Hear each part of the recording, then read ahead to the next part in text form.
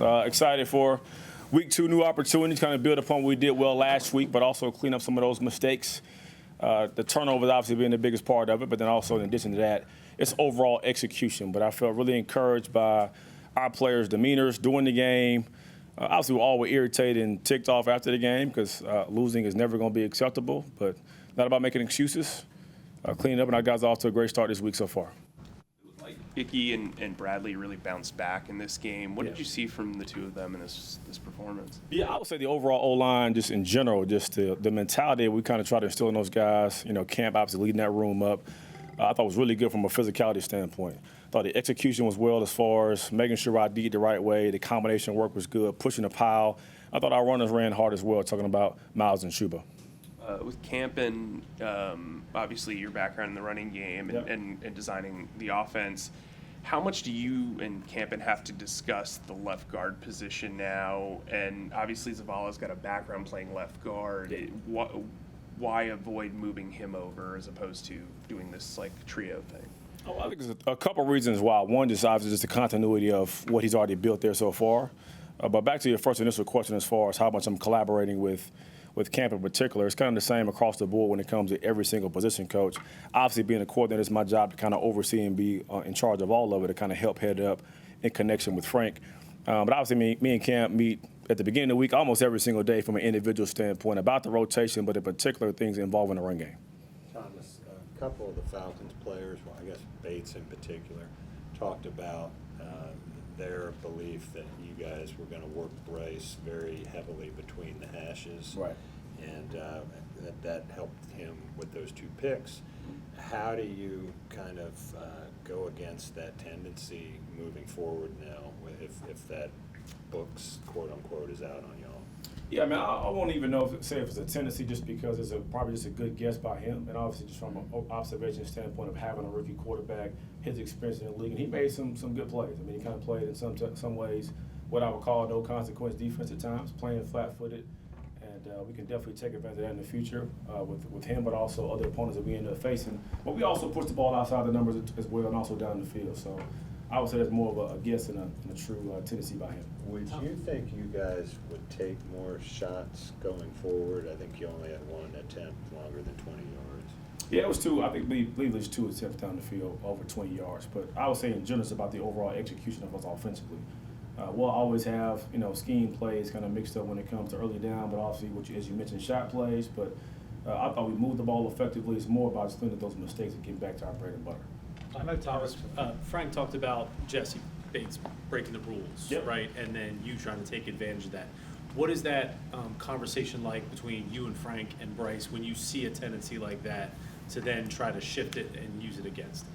I mean, one, it's a simple conversation, first and foremost, not to have an overreaction to how one player played in general. First, what we expect to see week in and week out. And obviously, it's the first game, so we kind of expected to have some non-normal stuff. Like any week one you have, this is my 4th year in the league. It's been different every week one when you have those certain opponents. But I think it's more about, again, getting back to the basics, make sure we're on the same page as far as the overall execution. And when you have an opportunity to make plays, make them. I know Tariq's a few weeks away probably from being ready, but what do you – I'm sorry, I missed the first part of what you Tariq, said. how do you envision him fitting in this offense? I'll tell you what. So, I mean, I attended the workout, obviously, and watched him in person. I've seen him from afar, don't know him personally. But, I mean, he was juiced up, had a great look about himself, and he moved really well. So I think it's about being able to bring him along the right way so we kind of have him in a safe and healthy environment to kind of get back into playing football. But who knows? Could be next week, could be 2 weeks down the road. Not going to put a timetable on that. But I think it's definitely great to see him back in football, and glad he's with us. Thomas, there's been a lot of discussion about shot plays and that kind of thing. Yeah. How can you create space for the offense other than you go long? Kind of having somebody taking that safety deep. Well, what we kind of naturally do a part of our offense in general when it comes to creating stacks and bunches are using motions. So timely motions, whether it be a regular receiver motion where you get set, what we call fast motion in our offense would end up becoming kind of a full-speed jet sweep action, or it could also be a late snap point full-speed motion. So a couple of different ways to give guys access to get them going vertically down the field. From a coaching standpoint, I wanted to ask you about one play. It seemed like Terrace ran a 9, got a little bit off his route. Bryce obviously threw it downfield and they didn't connect. Yep. How do you coach a guy to kind of deal with that type of physicality down the field in general and kind of recover, I guess? Yeah, I would say it's the same for all the receivers across the board or anybody we have who's trying to threaten guys vertically down the field. We have built-in concrete rules for everything that we do, but also you don't want to handcuff your players where they're playing as robots. So I'm not going to talk about that play in general in particular, but just overall to answer your question as far as how you activate stuff down the field, understanding my landmarks, holding space for the quarterback, and then again, making them play when the play is there. And also just time on task in general between just Bryce's receivers overall. On the topic of shots and loosening up the safety and so forth, if you're able to get DJ back this week, what does he bring in that regard? More depth overall. I mean, obviously, DJ has been a big part of what we've been building so far. Was highly effective for us through all phase 1, phase 2, phase 3 and OTAs, and obviously through training camp as well. But we'll see how that goes. We'll still have a healthy rotation in general with all our wideouts, but definitely looking forward to getting back at some point. Does he bring a different element, though, in terms of just straight ahead speed? Well, I think we have great versatility in our receiver room overall. So, yes, he does bring something different to the table, but every guy we have that's going to be on the grass brings something different to the table, which we're all excited about. Thomas, Bryce was pretty hard on himself post-game on Sunday, and I'm curious how, when you're dealing with a young quarterback like that, do you let him kind of sit in that a little bit to kind of flush it out before you dive in, and maybe what his process was like this week? Yeah, one, I would say every quarterback is different. Every player is different. I think, obviously, Bryce is super competitive, as we all are. And I think it's great to see sometimes from an emotional standpoint that response. But back in the building on Monday, we made the initial corrections, including him and every other group, whether it's running backs, O-line, tight ends, receiver-wise from a unit meeting standpoint. And once we make those corrections, we move on and go back to work. So he's been great this week so far. Good. What's the advantage of having a fullback who can also play tight end in 21 personnel?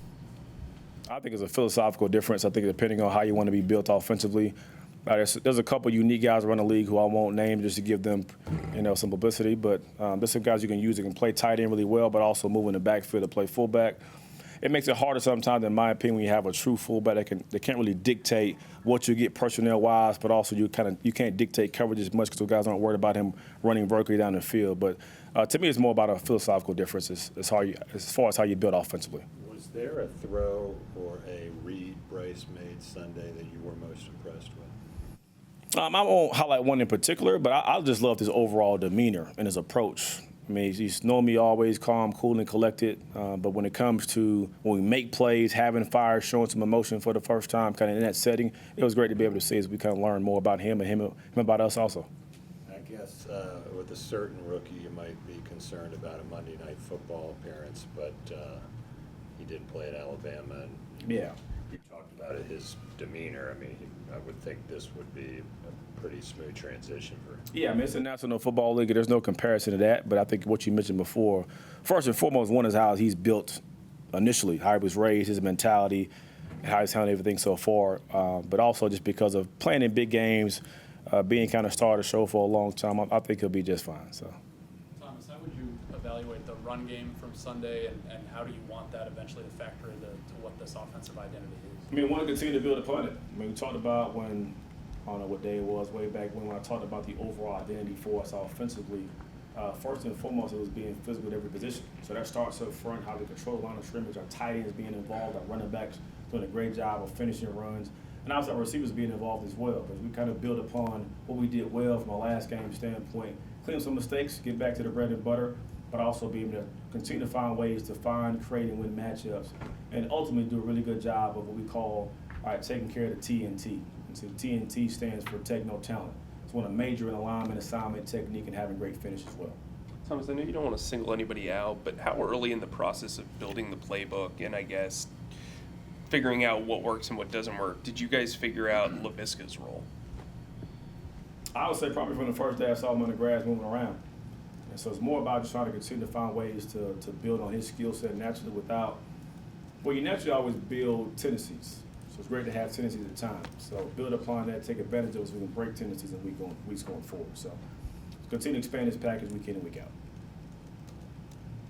Everybody good? Awesome. Thanks, Coach. Great to see you all as always. Thank you.